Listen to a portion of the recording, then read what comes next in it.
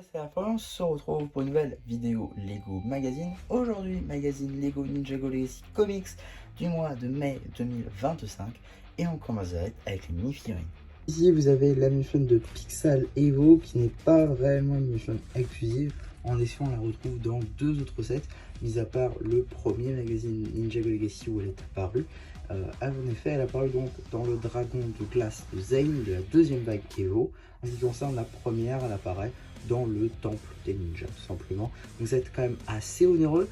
Donc pour pouvoir avoir pas mal de cette version Pixel, c'est un petit peu compliqué. Néanmoins, maintenant, c'est plutôt simple, hein, parce qu'elle apparaît dans deux magazines du coup. Un magazine Ninjago Legacy, dont je n'ai plus le mois, pardon. Et ce magazine, du coup, vous êtes en train de regarder la vidéo, avec ses cheveux de Nia dans une nouvelle couleur argentée, deux nouvelles expressions faciales de Pixel qui vont très bien sur sa version Dragon Rising saison 3. Également petite épaulette dorée qu'on retrouve sur les gardes Marae, ainsi que sur cette dernière version de Dragon Rising saison 3. Torse et jambes qui sont, on va dire, une version améliorée de sa version saison 8. Donc voilà, franchement une très belle tenue avec de très beaux détails, elle est franchement parfaite. Du torse est lui aussi très sympathique avec écrit Pixel à l'arrière. Bon, comme on peut le voir juste ici. Expression faciale, on retrouve la première juste ici où elle est plutôt souriante, deuxième où elle est pas très contente. En termes d'accessoires, deux shurikens argentés. Juste ici, vous avez la mission de la vipère volante, qui n'est pas une mission exclusive. En effet, on la retrouve dans la voiture de course de Jania, de la première vague Evo, en fait assez méconnue, on va dire, ce qui était assez compliqué à trouver. Néanmoins, ce n'est pas vraiment une mission exclusive. Du coup, tous ces éléments ont déjà été vus dans d'autres références, que ce soit tête, que ce soit torse, que ce soit jambes. D'ailleurs, ces jambes sont réapparues sur quasi toutes les vipères, et de même pour la tête qui était assez récurrente. Le torse pouvait différer selon quelle version vous avez des vipères. En tout cas, une version pas du tout exclusive qu'on a déjà vu plein de fois sur la chaîne. En retirant son équipement dorsal, vous pouvez apercevoir l'arrière du torse. En termes d'accessoires, un katana argenté. Attaqué à la carte, j'aimerais très rapidement qu'on regarde cette petite pièce qui est du coup une pièce supplémentaire. C'est vrai que je n'en ai jamais parlé, mais c'est une pièce compatible Lego, hein, c'est celle qui du coup lie plutôt les shurikens ensemble. Mais voilà, c'est une pièce qui peut aller sur des studs classiques Lego. Donc voilà, pourquoi ne pas la garder. Donc techniquement ça rentre dans les pièces sup, je trouve. Et voilà, c'est toujours intéressant pour faire de la décoration, ce genre de choses.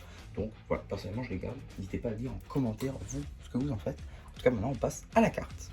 Ici vous avez la carte en édition limitée numéro LE33, Call Dragon d'or puissant. Elle appartient à la série 6 de cartes à collectionner Lego Ninjago cristallisé. Maintenant qu'on a fait le tour des diverses surprises, on va pouvoir très rapidement regarder juste ici la petite boîte en métal qui n'est pas du tout nouvelle. On l'a déjà vu la première fois que la surprise est apparue. Effectivement, c'était pas la première fois qu'elle apparaît en presse. Néanmoins, une boîte très sympathique avec juste ici le visage de Pixel, juste ici le visage de la vipère. On a également les deux logos de chaque côté qui s'affrontent. Ninjago Legacy Box. Et juste ici, vous avez évidemment la petite bannière Limited Edition Box. Et juste là, le petit numéro d'item accompagné de l'échelle qui permettra de le rajouter à votre collection preset ou tout simplement d'obtenir les instructions sur le site Blue Ocean. Également, c'est vrai que je ne montre pas souvent, mais voilà, ça s'ouvre comme ça. Plutôt cool, en vrai, ça fait un bon objet de décoration, je trouve. Et on va pas se mentir, elles sont plutôt bien faites, en plus que le moule est nouveau à chaque fois, ce qui en fait un objet de collection plutôt sympa. Donc voilà pour la boîte en métal. Maintenant, on va pouvoir passer au magazine, qui est donc un format classique à 8,99 €, car oui, vous savez, comme le format comics, pardon, c'est un format qui est en dessous du format classique.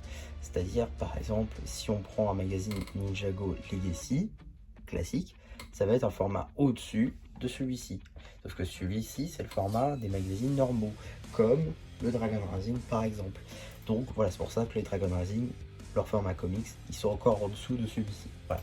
En tout cas, 8,99 € alors qu'il y a bon de papier. Voilà, après ça on peut toujours en discuter. Putain, bon. En tout cas, on a juste ici, on commence directement avec une petite publicité pour le prochain magazine Ninjago Legacy. Très hâte de ce magazine là, parce qu'on l'achète de Cinder. On aura l'occasion de revenir dessus, hein, mais un magazine que j'ai très hâte d'obtenir.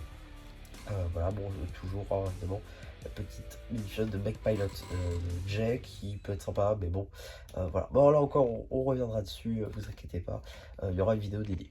En tout cas, petit sommaire juste ici, avec une BD pour commencer, que vous retrouverez sur la chaîne BD.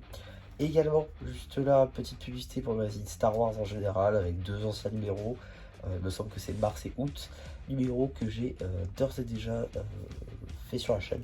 Voilà, si ça vous intéresse, je vous renvoie vers cette vidéo. On a également la suite de la première BD toujours. Hein. Voilà, on continue encore et toujours. Fin de la première avec petite page dédiée à l'abonnement du coup, avec le magazine classique et le magazine Jago Legacy.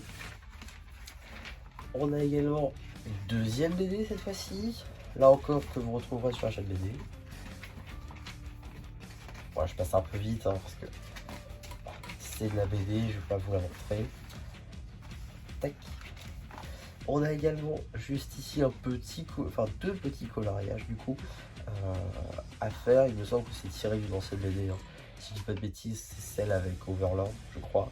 Je trouverais ça normal, mais bon voilà. Également petit poster à découper cette fois-ci, hein, c'est pas à retirer avec les agrafes, c'est vraiment à découper avec des petites lignes sur le côté. Chasseur squelette et également écrit du Chronique Jacon juste ici, assez ingénieux.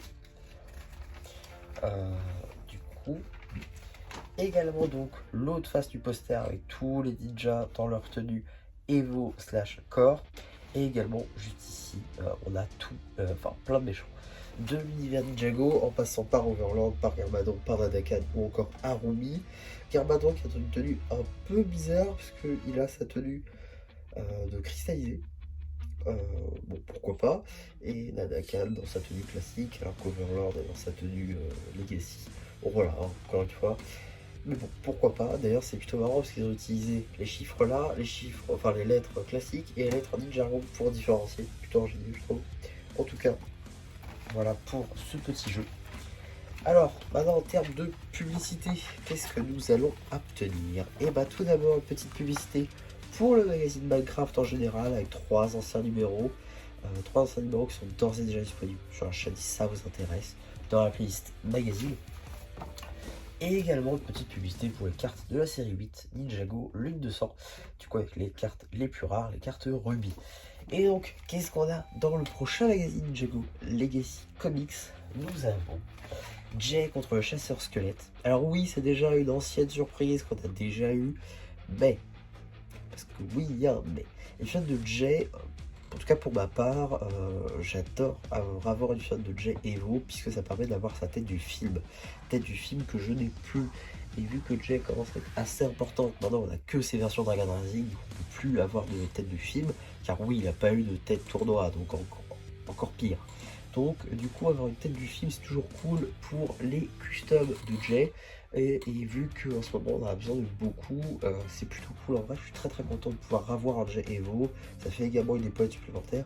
Et les squelettes, maintenant qu'ils sont canons avec Dragon Rising, bah, ça permet également de se faire une petite armée. Pourquoi pas pour faire un diorama plutôt sur le royaume des ténèbres. Avec évidemment la carte, oui, il y aura une carte en édition limitée, mais surtout il y aura la boîte en métal. Donc ça c'est plutôt cool, là encore, avec 2 autres BD, évidemment. Donc voilà un petit peu pour ce petit magazine Ninjago Legacy Comics. J'espère en tout cas que la vidéo dédiée vous aura plu. Surtout n'hésitez pas à me le dire en commentaire. N'hésitez pas aussi, hein, je le répète, mais n'hésitez pas à me le dire ce que vous faites de cette petite pièce là. Ça m'intéresse vraiment, j'aimerais bien savoir si je suis vraiment le seul à les garder ou pas. Et donc voilà, bah, du coup, c'était un petit peu qui vous dit bye.